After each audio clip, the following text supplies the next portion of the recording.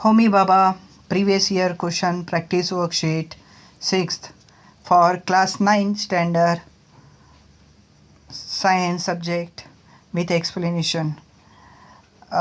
इस वीडियो में हम एक एक क्वेश्चंस लेंगे। 25 क्वेश्चंस रहेंगे। 25 क्वेश्चंस आपको जो प्रीवियस ईयर में आए हैं वही क्वेश्चन है, और एक एक क्वेश्चन को आपको 10 to 15 सेकेंड टाइमिंग मिलेगा। ऐसे 25 क्वेश्चंस हम इस वीडियो में सॉल्व करने वाले हैं। तो चलो अभी जल्दी से स्टार्ट करते हैं for upcoming Homi Baba exam. What does the moving charge create from the following? What does the moving charge create from the following? Only an electric field, only the magnetic field above A and B, both, evacuated field। Correct answer आपको बताना है comment box में।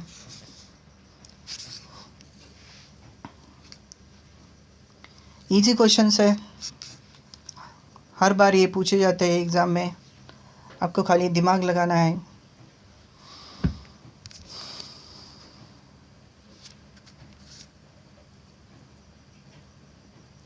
तो इसका answer है about A and B.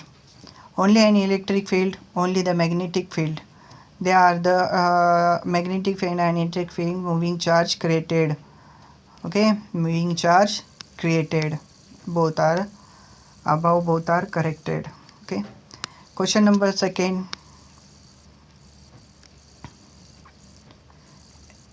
a car travels 500 distance 3 minutes, what will be speed in a kilometer per hour?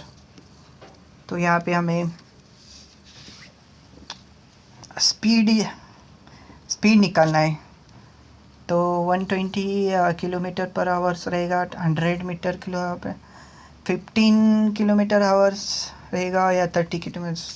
आपको ये speed का फॉर्मूला के मैथ्स का क्वेश्चन, साइंस मैथ्स का क्वेश्चन है ये।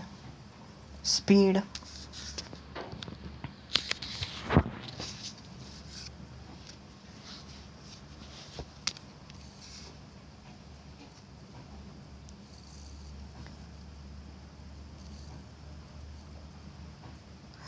करेक्ट आंसर है 100। ओके, स्पीड का फार्मूला क्या है? वो स्पीड का फार्मूला हमें यहाँ पे एक्सप्लेनेशन यहाँ पे दिया है, तो एक्सप्लेनेशन हम देख सकते हैं। जैसे कि स्पीड का फार्मूला रहता है डिस्टेंस अपॉन टाइम। ये जो 5000 है हमें किस में दिया है? 5000 मीटर में दिया है, राइट। तो 5000 को हम क्या करेंगे, पहले 5000 को किलोमीटर में कन्वर्ट करेंगे। 5000 मीटर इंटू किलोमीटर में कन्वर्ट करना है तो 1000 से डिवाइड करेंगे तो ये कट जाएंगे, तो ये 5 किलोमीटर हो जाएगा, राइट। 5 किलोमीटर हो जाएगा। फिर ये 3 मिनट्स दिए हैं यहाँ पे। 3 मिनट को हम क्या करेंगे, आवर्स में कन्वर्ट करेंगे। 3/60। तो ये आवर्स में कन्वर्ट करने के लिए फार्मूला है 3 मिनट 3 इंटू 3 2 60 20/60। तो हमारा आंसर क्या है? 120 हार्स। ओके, तो हम यहाँ पे स्पीड का फॉर्मूला लगाएंगे इज इक्वल टू डैश, अपना डिस्टेंस है 5 किलोमीटर अपॉन ये अपना 1/20 टाइमिंग है। तो इसको हम 20 को ऊपर लेंगे तो नीचे रह जाएगा 1, तो आंसर आ जाएगा 5 2 10। तो 100 हमारा आंसर आ जाता है। तो 1 किलोमीटर पर आवर्स में हमारा आंसर आया है। ठीक है, समझ में आया 100 आंसर कैसे आया?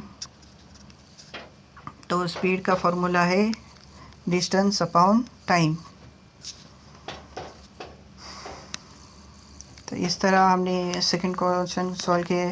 थर्ड क्वेश्चन देखो,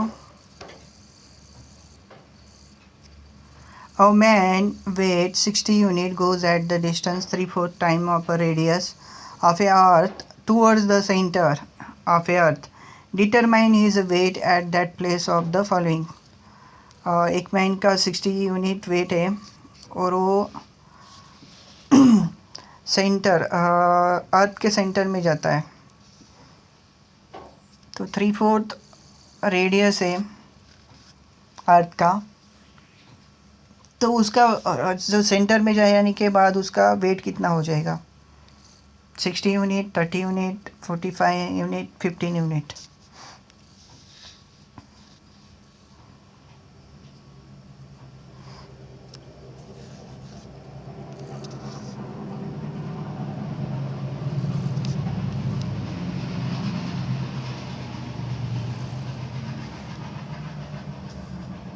दिमाग लगाना है।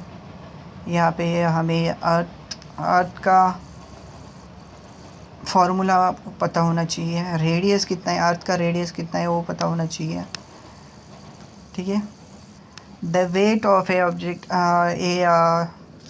15 आएगा, इसका आंसर 15 यूनिट आएगा। कैसे हो देखते हैं अपन। यहाँ पे the weight of an object, the weight of an object goes increasing while going toward the center. जो वेट रहता है हमारा टूवर्ड सेंटर की, अर्थ के सेंटर के थ्रू जाएंगे तो क्या होगा? डिक्रीज़ हो जाता है। अर्थ के सेंटर के थ्रू जाते हुए डिक्रीज़ हो जाता है। तो हमारा 60 यूनिट है, तो 3/4 रेडियस के हिसाब से वो हमारा वेट क्या हो जाएगा? डिक्रीज़ हो जाएगा। तो यहाँ पे 1 दिया है तो 1 नहीं आता, ये 3/4 टाइम से डिक्रीज़ होता है हमारा। तो इसी तरह से हम 60 से 60 इंटू 3/4 का 60 का 3/4 माइनस करेंगे तो हमारा वेट आ जाएगा सेंटर के यहाँ पे 50 यूनिट सेंटर में, ठीक है। 3/4 हमें माइनस करना है 60 से, ओके। तो 15 3 4 3 15, okay. 15th into 3 45, then after 60 minus 45 is equal to 50 unit. तो ये 50 यूनिट सेंटर में आ जाएगा हमारा आंसर, ठीक है। तो सेंटर के यहाँ पे जाएंगे तो हमारा वेट क्या हो जाता है? डिक्रीज़ हो जाता है। If the bar magnet is divided into 2 equal parts, what will be the effect on their magnetism? Question number 4. Magnetism of each magnet will be twice previous magnetism. B. Magnetism will not change. C. Magnetism will be half previous magnetism. D. Magnetism will be 40 times previous magnetism. Magnet को divide करते हैं हम 2 part में तो क्या हो जाएगा?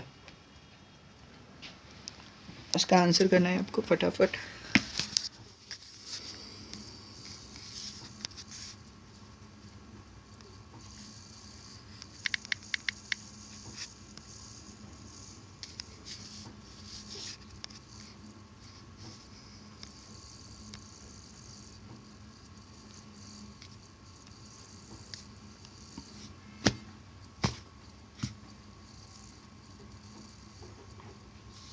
तो इसका आंसर है magnetism will be half of A previous magnetism.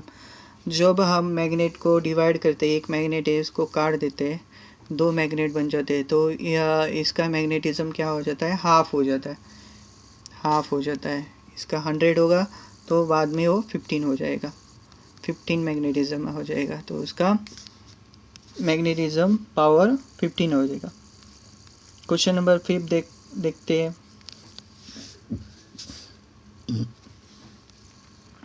5 centimeters, 3 centimeter, 2 centimeter are the dimension of the cuboid block and its mass is 50 gram. The density of a liquid which its plot is dash density of liquid का हमें formula पता होना चाहिए। 1.5 gram centimetre cube, 1.75 gram metre cube, 1.3 gram metre cube और 0.6 gram metre cube. फटाफट answer करिए।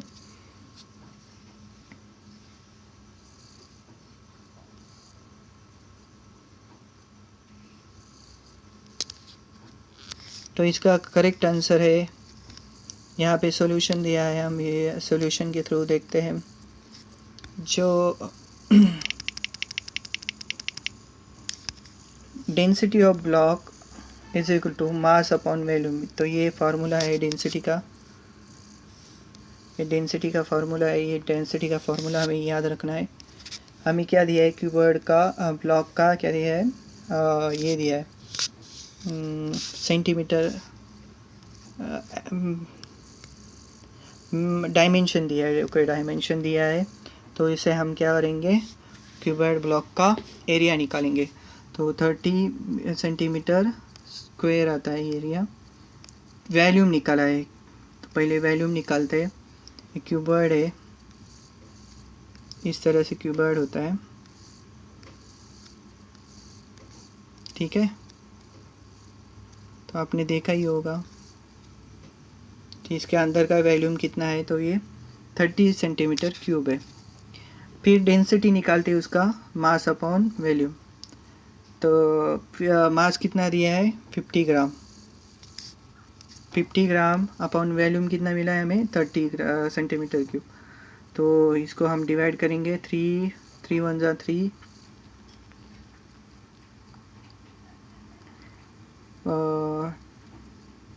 3 1 जा 3 और बाद में 1.3 1 जा 0 0 गए कटते हैं यहाँ पे। 3 1 जा 3 पॉइंट, रिमेनिंग 2, 3 6 जा 18, 3 6 जा 18 और फिर बाद में 2 रिमेनिंग होता है, 3 7 जा 27। तो यहाँ हमारा क्या आंसर आता है, 1.667 ग्राम सेंटीमीटर क्यूब। यहाँ पे दिया नहीं है, तो इसका आंसर आएगा हमारा, यहाँ पे दिया चेंज करना पड़ेगा, 67 सेंटीमीटर क्यूब, ऐसे आंसर आता है। ठीक है, ये ध्यान रखिए, डेंसिटी का फार्मूला इस तरह से हम निकाल सकते हैं। क्वेश्चन नंबर 6 देखिए, What changes will be observed if acetic acid is added in distilled water in a test tube and it is a second? Acetic acid added in distilled water. A clear, transparent, colorless solution will be seen. A clear, transparent, pink solution will be seen. A precipitate sitting at the bottom of the test tube. Two distinct layers are seen. इसका answer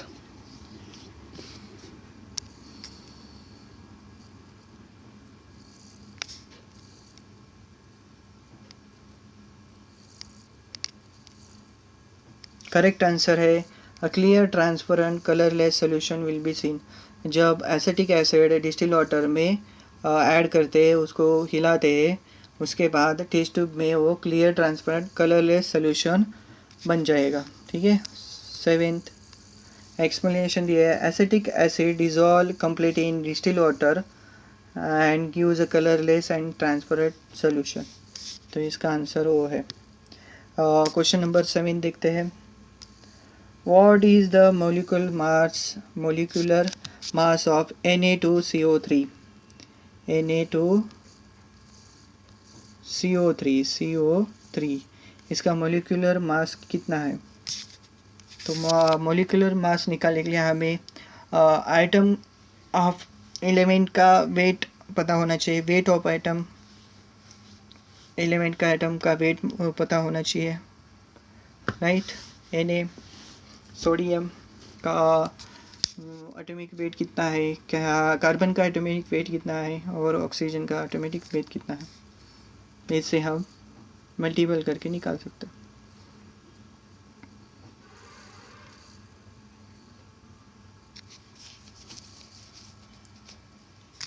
the answer is, solution के साथ हम देखते हैं।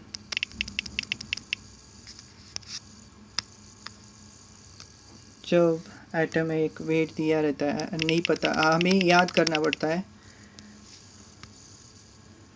Carbon का 12 है atomic weight, और sodium का 23 है, ऑक्सीजन का 16 है। ये तो याद सबको है, ऑक्सीजन का और कार्बन का, ठीक है।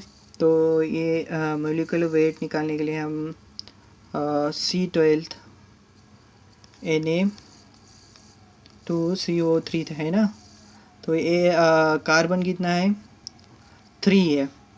तो हम कार्बन को यहाँ पे प्लस कार्बन 1 है और ऑक्सीजन 3 है, ऑक्सीजन 3 है।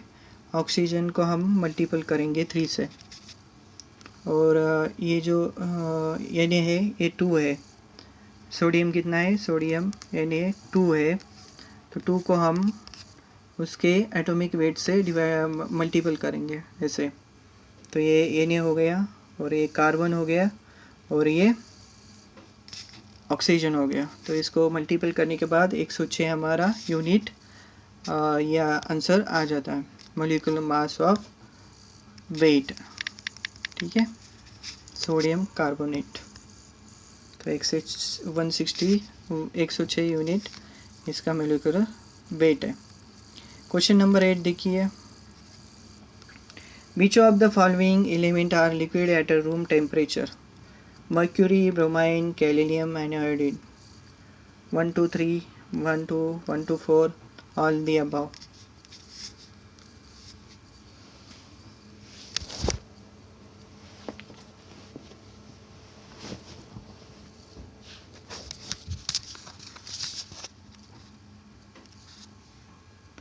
तो इसका आंसर है 1 2 3, 1 2 3, इसका आंसर है ये। एक्सप्लेनेशन देखते हैं हम, इसका क्या एक्सप्लेनेशन है। बिकॉज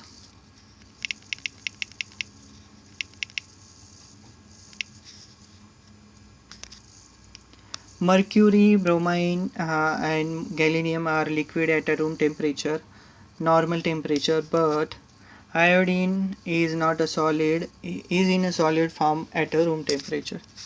तो इसकी वजह से आयोडीन सॉलिड है।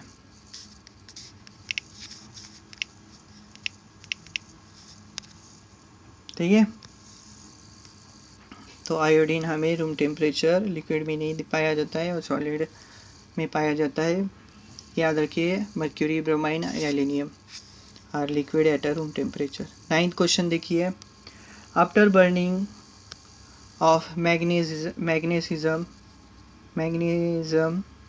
reburn in a air, it residue is dissolved in water, blue and red litmus paper deep in it. What change will you observe?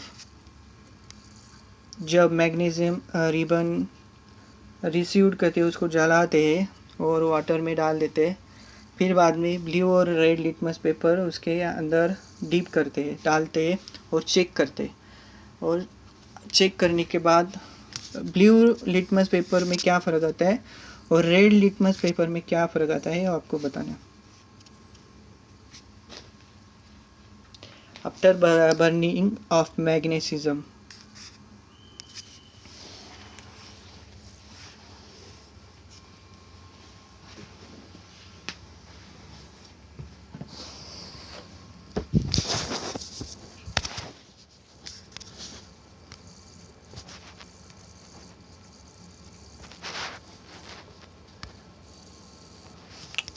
Sorry यार, तो इसका आंसर क्या हो गया, रेड लिटमस पेपर ब्लू हो जाएगा और ब्लू रिमेन ब्लू रहेगा, क्योंकि red litmus paper turns blue and blue litmus paper blue remains rim. D answer आएगा इसका। तो इसका एक्सप्लेनेशन है, Burning magnesium ribbon is an air form magnesium oxide, which when dissolved in water forms magnesium hydroxide. जब water में वो dissolve होता है हाइड्रोक्साइड वो मिल जाता है। तो जो है मैग्नीशियम हाइड्रोक्साइड है ये बेसिक इन नेचर में है, तो इसकी वजह से लिटमस पेपर ब्लू हो जाता है। और ब्लू में ही ब्लू इज़ अ बेस में आ जाता है। Base is a blue colour is a base, that's why. ठीक है, क्वेश्चन नंबर 10 देखिए। Which of the following metal does not possess variable valency? Copper, iron, lead, sodium.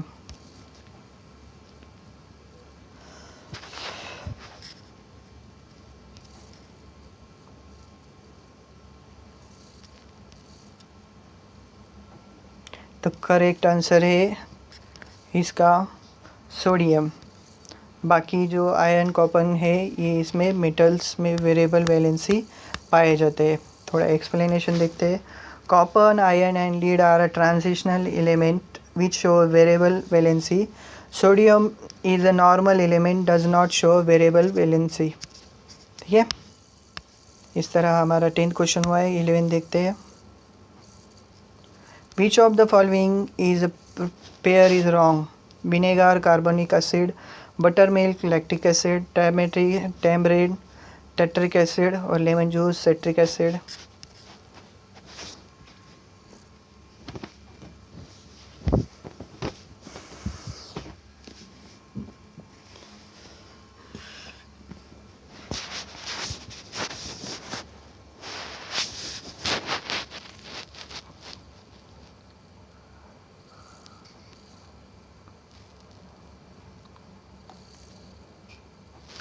तो इसका correct answer है vinegar. Carbonic acid नहीं है, एक acetic acid है। कार्बोनिक एसिड एसिटिक एसिड है। इसका एक्सप्लेनेशन नीचे दिया है। ये रॉन्ग पेयर है। बटर मिल्क लैक्टिक एसिड होता है, टैमरिन टेट्रिक एसिड होता है और लेमन जूस सिट्रिक एसिड होता है। तो ये सबको पता होना चाहिए। Wrong pair is vinegar. Vinegar is acetic acid. Okay, question number 12। How many molecules of a glucose are present in 360 gram of glucose? Glucose में कितने मोलिक्यूल्स होते हैं? इसका फॉर्मूला आप भी हमने क्या था? Molecules of mass, molecules of dissolved water. तो फॉर्मूले के थ्रू हमें ये सॉल्व करना है क्वेश्चन।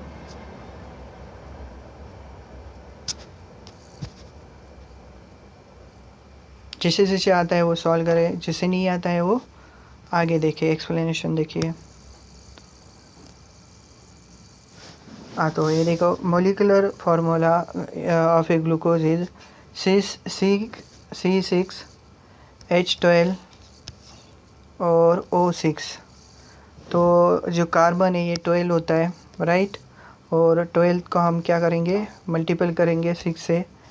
H कितना है 12, H का एटॉमिक वेट कितना है वो याद होना चाहिए हमारा। एटॉमिक हाइड्रोजन 1 होता है, तो ये 12 से मल्टीपल करेंगे। ऑक्सीजन कितना होता है हमारा, मॉलिक्यूलर एटॉमिक वेट कितना होता है ऑक्सीजन का? ऑक्सीजन का वेट कितना होता है, हमने ये ऊपर ही देखे थे, राइट।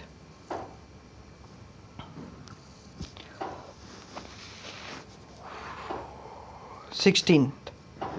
तो हम 16 को 6 से मल्टीपल करेंगे, वो 6 दिया है ना। तो ये कार्बन को 12 से मल्टीपल करेंगे 6 से, हाइड्रोजन 1 को मल्टीपल करेंगे 2 से, और ऑक्सीजन को मल्टीपल करेंगे 6 से एटॉमिक वेट से। और जो फार्मूला दिए उससे हम मल्टीपल करेंगे तो आंसर आ जाता है 72 + 12 + 96/180। ये मोलिकुलर वेट ऑफ ग्लूकोज आ जाएगा। फिर 360 ग्राम ऑफ ए ग्लूकोज मर्फ to a mole of a same. 1 mole of a glucose contains 0.06.0 into 10⁻23 molecules. तो हम यहाँ पे क्या करेंगे,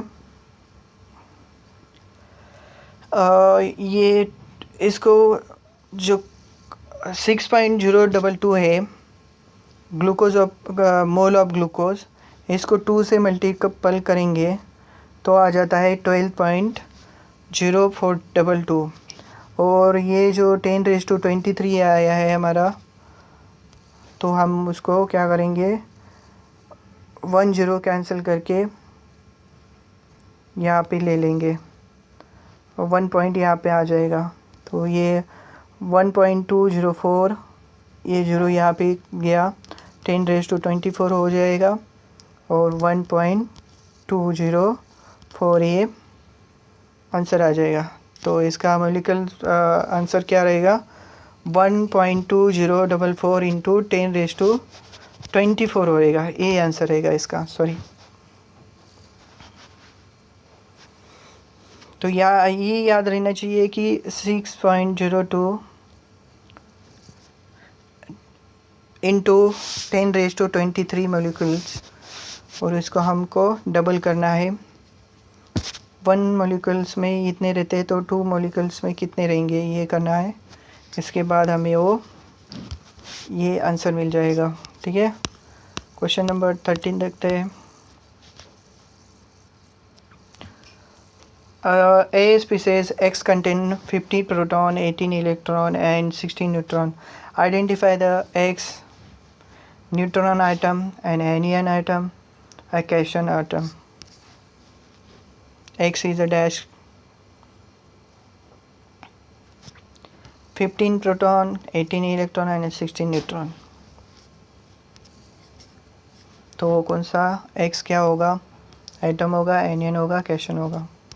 The correct answer है anion, B anion, because there are 50 proton and 80 electrons. X has a 3 charge, 18 minus 15, तो 3 charge मिल जाता है, -3 charge.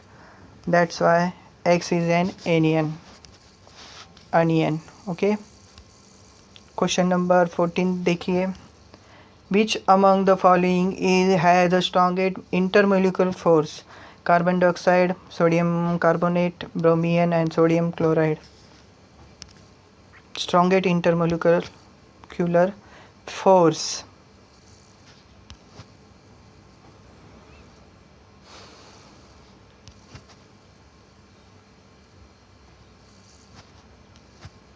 तो इसका करेक्ट आंसर हो जाएगा sodium carbonate. Sodium carbonate have a intermolecular force are the order element, has the strongest intermolecular force. ठीक है, sodium carbonate. Sodium carbonate ये जो है सॉलिड में रहता है, तो इंटरमोलिकुलर फोर्स जो गैस में कम होता है, फिर लिक्विड में मीडियम होता है और सॉलिड में ज़्यादा होता है। Sodium carbonate is a amorphous solid. That's why the correct answer is sodium carbonate. Question number 15 देखिए। The correct order increasing number of proton is a dash. Proton number correct order. Potassium का कितना है, ion का कितना है, Cl, Br, ब्रोमियम, argon.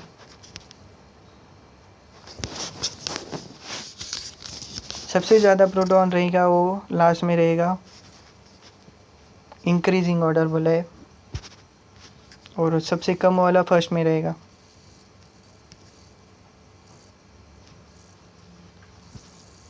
ठीक है, ये प्रोटॉन्स हमें याद रहनी चाहिए, तभी हमारा कुछ बन सकता है। The correct answer is Br K Cl Ar K Br। तो यहाँ पे आयन का कितना है 53, आयोडीन का 53 है, ब्रोमियम का 35 है, पोटेशियम का 19 है, और एरागोन का 18th है और क्लोरीन का 17th है। ये प्रोटॉन है, तो करेक्ट आंसर हमें क्या होगा? सी हो जाएगा। यहाँ पे C, B is correct answer.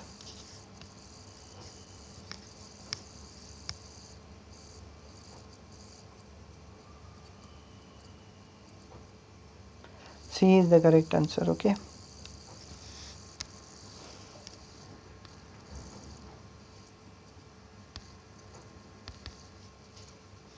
C is the correct answer है इसका। 16 नंबर देखिए, 16 नंबर सॉल्व करते हैं। If liquid mixture of air contain krypton, neon, nitrogen, oxygen is a fractionally distilled, the order of a gases distil out will be. पहले कौन सा gas बाहर निकलेगा?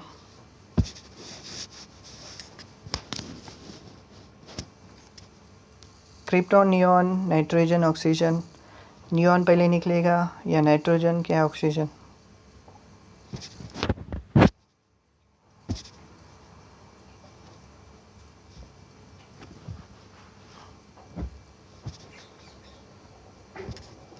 तो करेक्ट आंसर है बॉइलिंग पॉइंट के हिसाब से ये गैसेस बाहर निकलेंगे। नियॉन का -246 बॉइलिंग पॉइंट है, नाइट्रोजन का 196 -196 बॉइलिंग पॉइंट है, ऑक्सीजन का 183 बॉइलिंग पॉइंट है और क्रिप्टॉन 152 है। तो सबसे कम से सबसे ज़्यादा बॉइलिंग पॉइंट के थ्रू ये गैसेस डिस्टिल आउट होंगे मिक्सचर, लिक्विड मिक्सचर से। ठीक है, तो इसका आंसर आ जाएगा हमारा सी, बी। ये बॉइलिंग पॉइंट याद रखिए, एग्ज़ाम में पूछे जा सकते हैं, पूछा है एग्ज़ाम में। What is the chemical name of Na2SA2H2O3? Sodium sulphate, bisulphate, sodium sulphurous acid, thiosulphate.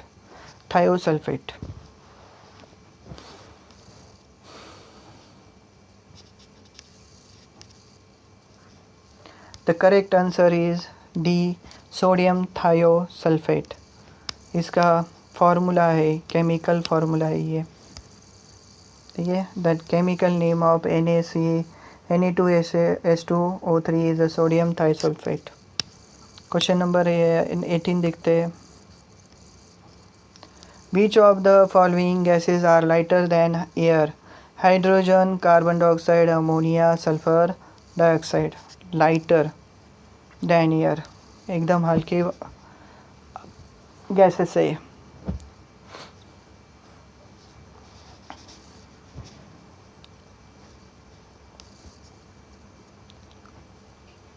तो करेक्ट आंसर है अमोनिया हाइड्रोजन।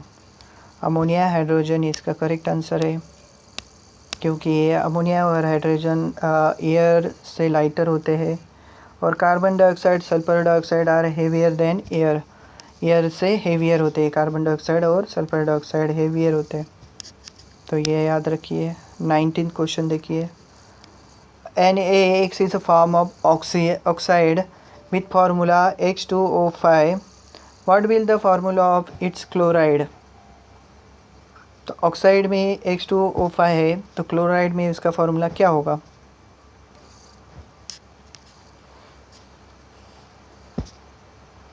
Cl ना, X2Cl5, X5Cl2, XCl1, XCl क्या होगा? The correct answer is oxide का फार्मूला ये होता है H2O5। तो क्लोराइड का change plus X has change -5 + 5 that is X5 and oxygen is bivalent that is O-2। तो क्लोराइड का जो फार्मूला आता है XCl5 आता है, XCl5। तो ये 2A कट जाता है, -2 हो जाता है और 5 ऐड हो जाता है X में, तो HCl आंसर आ जाता है। तो सी हमारा आंसर रहेगा, HCl आएगा, यहाँ पे आता है। क्वेश्चन नंबर 20 देखिए। Electronic configuration of a some elements are given below, which element is the most reactive among them? 287, 286, 27, 26. Most reactive element.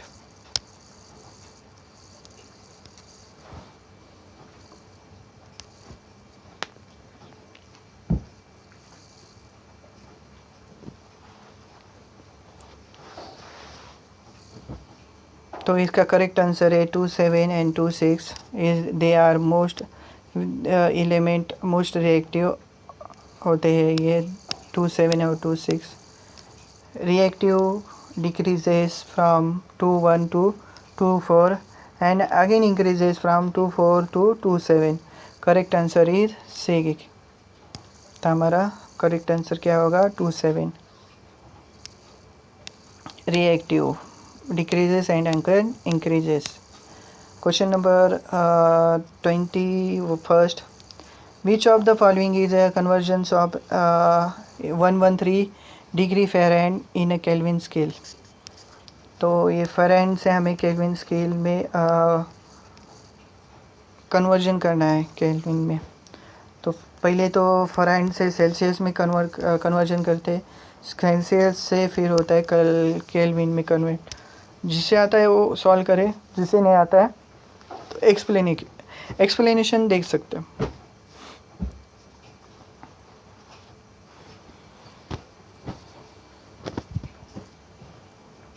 तो इसका करेक्ट आंसर आ जाएगा ए 380 केल्विन। पहले देखो 11113 फ़ारेनहाइट दिया है हमें, तो इसे हम क्या करेंगे सेल्सियस में कन्वर्ट करेंगे। तो सेल्सियस का फार्मूला क्या है? F-32 into 5/9। तो सेल्सियस जो दिया है उससे माइनस करेंगे 32, तो आ जाता है हमारा, क्या आता है 13 - 1 आएगा यहाँ पे, और 11 - 3 तो 8 आता है। 81 इंटू 5/9 करेंगे तो क्या आएगा? 9 ज़ा 81, 9 ज़ा 81, तो 9 5 ज़ा कितना आएगा? 45। तो 45 हमारा क्या रहेगा? सेल्सियस रहेगा। तो ये हमारा 45 डिग्री सेल्सियस आंसर आया, 45 डिग्री सेल्सियस। तो फिर बाद में उसको सेल्सियस से हम क्या करेंगे? केल्विन में करेंगे, और केल्विन का फार्मूला है C+273 केल्विन। ये सेल्सियस है और इसमें 273 केल्विन ऐड करेंगे तो हमारा केल्विन स्केल आ जाएगा। तो यहाँ पे हम ऐड किए 45 डिग्री सेल्सियस, तो 318 केल्विन हमारा आंसर आ चुका है। इस तरह से हमें ये सेल्सियस टू फ़ारेनहाइट से टू सेल्सियस और सेल्सियस टू केल्विन कन्वर्जन करना है। क्वेश्चन नंबर 22 देखिए। Gun powder is a mixture of which of the following substances? Sulphur, potassium nitrate, charcoal. Phosphorus, potassium nitrate, charcoal. Ammonia, chloride, potassium nitrate, sulphur. D sulphur, sodium nitrate, charcoal. Answer क्या होगा इसका?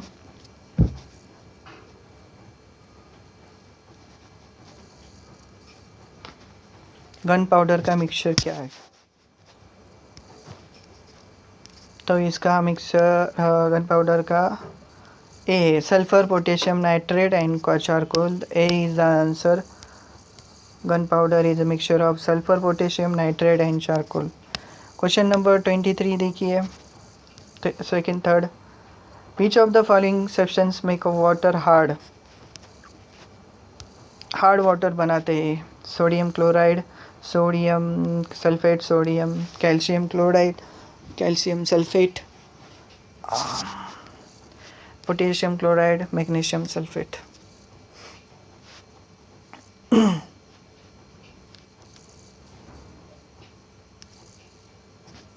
तो इसका answer है sodium sulphate, calcium sulphate और magnesium sulphate. ये answer हो जाता है।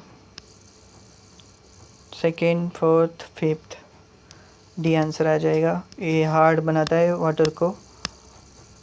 Water hard contain sulphate, chloride, bicarbonate, calcium, magnesium. Hence calcium chloride, calcium sulphate, magnesium sulfate make a hard water. Okay, second last question. On which factor the rate of the evaporation doesn't depend? Change in surface area, change in temperature, change in volume, change in humidity. क्या answer होगा इसका?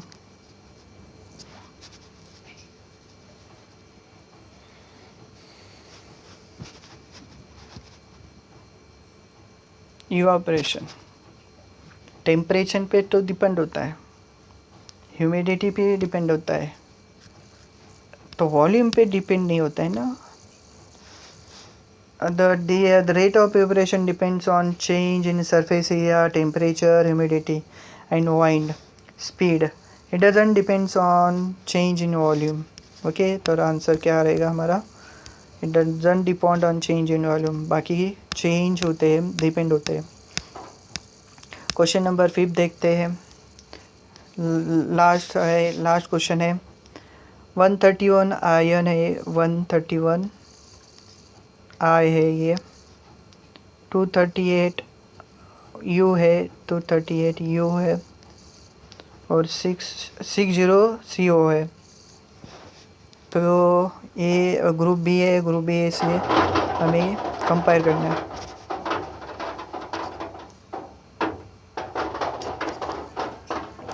करो। 131 आई कहाँ पे use होता है? 131 आई कहाँ पे यूज़ होता है?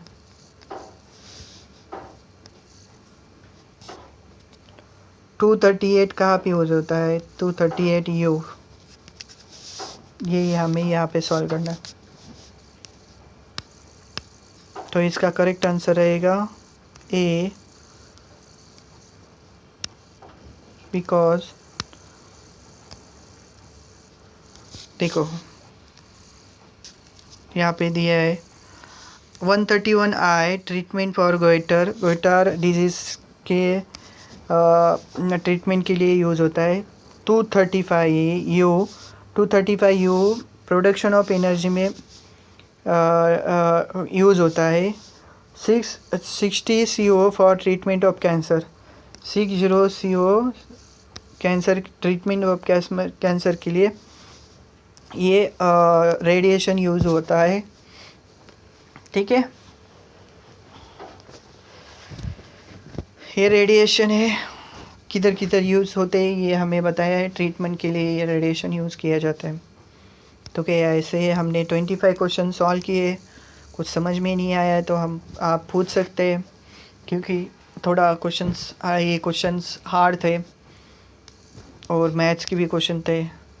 इस तरह हमने 25 क्वेश्चन सॉल्व किए हैं। तो आपको ये क्वेश्चन अच्छे लगे, आपको पढ़ाई हो रही है, तो हमारे यूट्यूब चैनल में डेली वर्कशीट आती है, वो सॉल्व करें और अपने अपकमिंग एग्ज़ाम में पास हो जाए। Thank you, bye.